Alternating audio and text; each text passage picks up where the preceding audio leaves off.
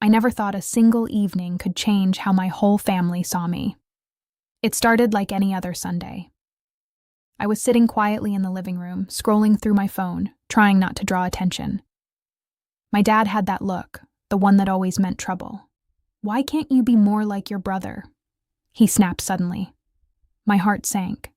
The words hit me harder than I expected, but I tried to stay calm. We had invited 30 relatives over for dinner. The house was buzzing with laughter and chatter, and there I was sitting in the middle of it all, about to be humiliated in front of everyone I cared about. Then it happened without warning. He stood up, pointing a finger at me. "You're grounded, and not just for a day this week. No phone, no games, nothing. You've embarrassed the family enough." A hush fell over the room. My cheeks burned. Some relatives looked shocked. Others whispered behind their hands. I felt trapped, exposed, like every eye in the room was judging me. I opened my mouth to explain, but he wouldn't let me speak. "Don't argue, just accept it." The words cut deeper than any punishment. I felt powerless, small, and angry all at once. I wanted to vanish, disappear from the room, from the embarrassment, from the judgment. But then I noticed a subtle change. Someone was coming through the hallway, walking toward us.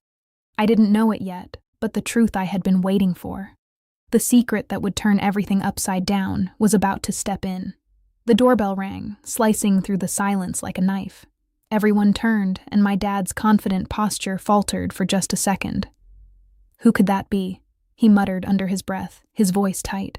I stayed seated, heart hammering, pretending to be calm, though inside I was buzzing with anticipation. The lawyer entered, carrying a slim leather folder. He nodded politely at the relatives, then directly at my dad. "Good evening. I believe this is relevant."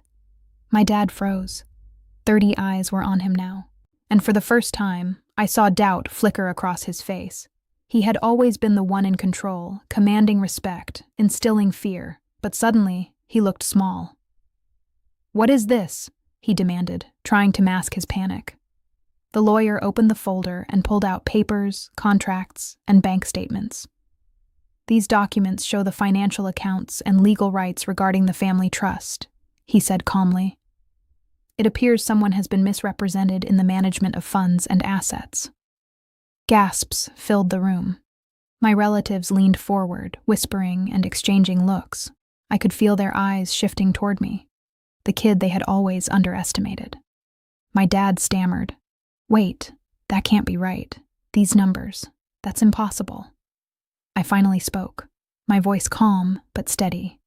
"Actually, it is right.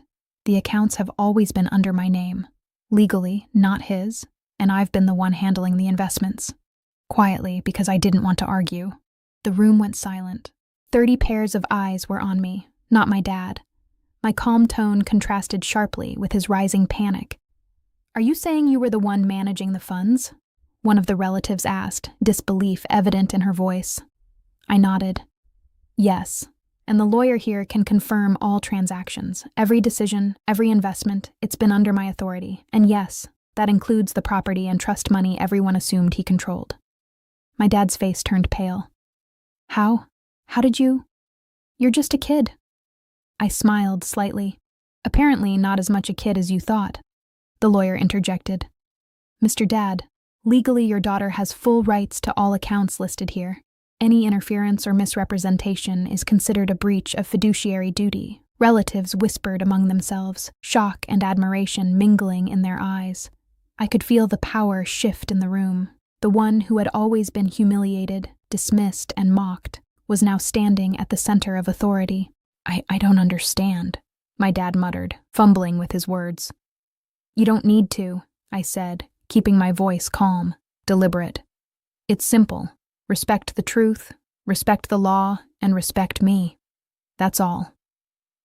My dad looked around at the room.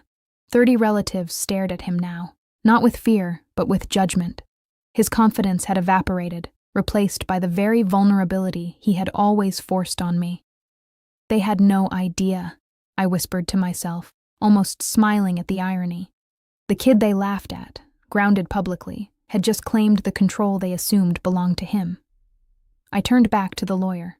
"Please finalize the documentation. Make sure everything is updated to reflect the proper legal control." "Yes, ma'am," he said, and the papers clicked shut. My dad slumped into a chair, words failing him. The relatives murmured in astonishment. Some looked impressed, others felt embarrassed for having doubted me. I stayed calm, silent for a moment, letting the weight of the moment settle. Every eye in the room recognized the truth. I was no longer powerless. "You see," I finally said, turning to my dad, "this isn't about revenge. It's about recognition. You humiliated me in front of everyone, but the truth doesn't need shouting. It only needs to exist." He opened his mouth to respond, but no words came. He had lost control. Not because I fought back with anger, but because I had stayed calm and let facts speak louder than shouts. I could see him grappling with the realization. His authority shattered, my intelligence exposed, the balance finally shifted. They had no idea who I really was, I thought, watching him sit there defeated. It was surreal.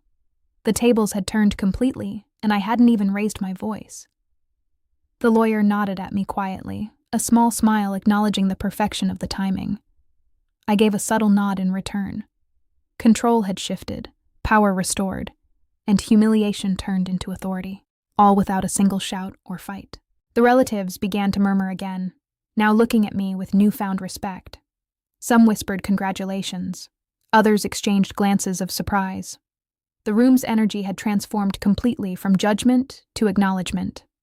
I stood up feeling the calm power settle inside me. No one could touch me now. Not through words, not through authority, not through humiliation. The final punch came quietly in the way I held myself and spoke. Respect is earned, and it seems finally it's mine. The room had finally settled. My dad sat quietly staring at the floor, no words left to throw at me. 30 pairs of eyes had shifted from judgment to awe.